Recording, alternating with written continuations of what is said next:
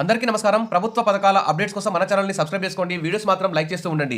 ఇక విషయంలోకి వెళ్తే తెలంగాణ, ఏపీలో మరియు భారతదేశ వ్యాప్తంగా ప్రధానమంత్రి ఆవాస్ యోజన స్కీమ్ అంటే పేదవారికి ఇండ్లు కట్టుకునేటువంటి సందర్భంలో సబ్సిడీ వడ్డీ మాఫీకి సంబంధించి కేంద్ర ప్రభుత్వం అయితే ఒక మంచి పథకాన్ని అయితే ప్రవేశపెట్టింది.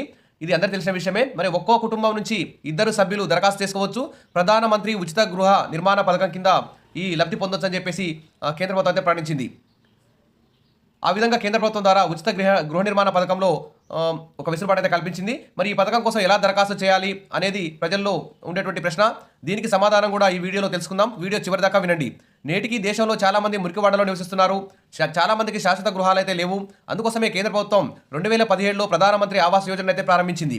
ఈ ప్రధానమంత్రి ఆవాస్ యోజన కింద ఇల్లు పొందడానికి సంవత్సరం ఆదాయం ఆధారంగా ప్రజలను 3 గ్రూపులుగా విభజించారు. ఈ కేటగిరీల కింద ప్రజల సబ్సిడీ రుణాన్ని పొందొచ్చు.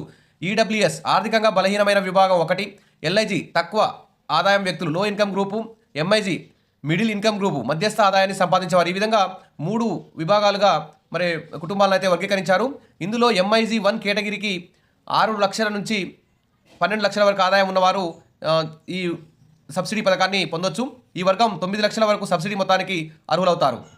ఇక ఎంఐజి 1 కేటగిరీ వార్షిక ఆదాయం 12 లక్షల నుంచి 18 లక్షల వర్గానికి చెందిన వారైతే దాదాపు మీకు 12 లక్షల వరకు రాయితీ వచ్చే అవకాశం ఉంది.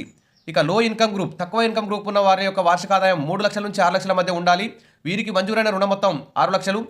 ఇక ఈడబ్ల్యూఎస్ కేటగిరీ వార్షిక ఆదాయం 3 లక్షల వరకు ఉండాలి. వారికి సబ్సిడీ రుణం మొత్తం 6 లక్షలు.